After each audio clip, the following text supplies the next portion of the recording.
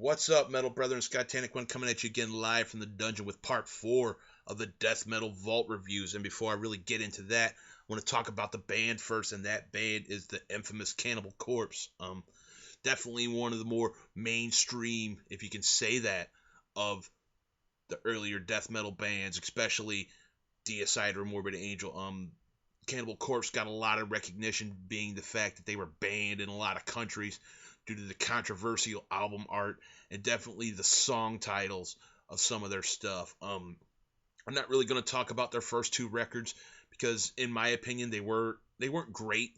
They were good records, don't get me wrong, but these two in particular, I really want to talk about, being the fact that the era of the band with Chris Barnes was kind of love hate. Butchered at Birth was a great record. Unfortunately, I don't have a copy of it, and honestly, it's been so long since I've heard Butchered at Birth, it's kind of hard for me to review it. But that being said, I'm going to talk about the last two that they did with Chris Barnes. Now, the stuff they did with Corpse Grinder is amazing, amazing, amazing stuff, but I'm going to kind of talk about the earlier years of Cannibal Corpse and where they got, their sound, and actually where a lot of the controversy about this band come from. And it really started off with this record, 1992's Tomb of the Mutilated. Now, this album is really, I think, one of the standout in the earlier Cannibal Corpse catalog. Some of the songs on here are still mainstays in the Cannibal Corpse set, especially the one that leads it off, Hammer Smashed Face. Hammer Smashed Face, I think, is probably one of the better death metal songs ever recorded.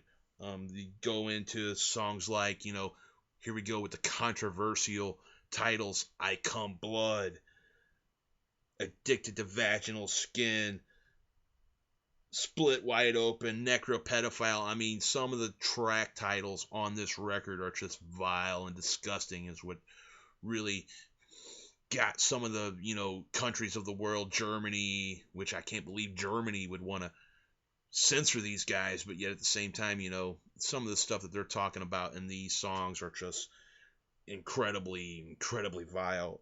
Entrails ripped through a virgin's cunt, post-mortal ejaculation, beyond the cemetery. It kind of already paints a picture for you if you're not into death metal at all. If you haven't heard this record, you can kind of, just by those track listings alone that I just named off there, you can see why that, this is such a controversial record.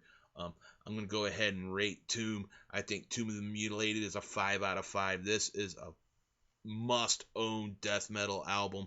I think this is definitely the premier album in the years that they had with Chris Barnes. And honestly, it's just fucking killer, man.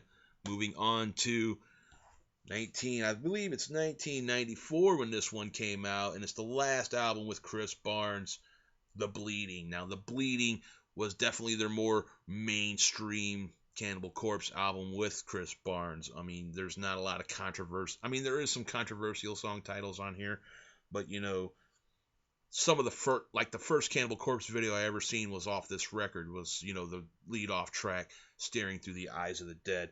Then there's some other, here we go with some of the controversy, Fucked with a Knife, Stripped, Raped, and Strangled, Pulverized, The Pickaxe Murders. She Was Asking For It. On this one, there's a bonus track of a cover of The Exorcist by Possessed. This record here was my first Cannibal Corpse album, so it really holds a special place in my heart, but it's not as good as Tomb of the Mutilated, in my opinion. It's definitely better produced, better sounding, but not as memorable as Tomb of the Mutilated. So I'm going to go ahead and rate The Bleeding 4.5 out of 5. Definitely, if you're into the earlier years of Cannibal Corpse, definitely check this one out too. It's definitely worth your time or money. And money.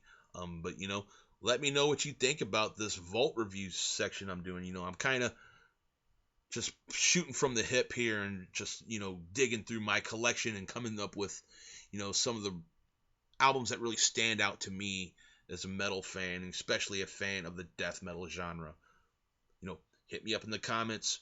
Let me know what you think. If there's something you think I should review, go ahead and hit me up with that, and I'll do the best I can to review that for you. Later on, metal brethren, take it easy.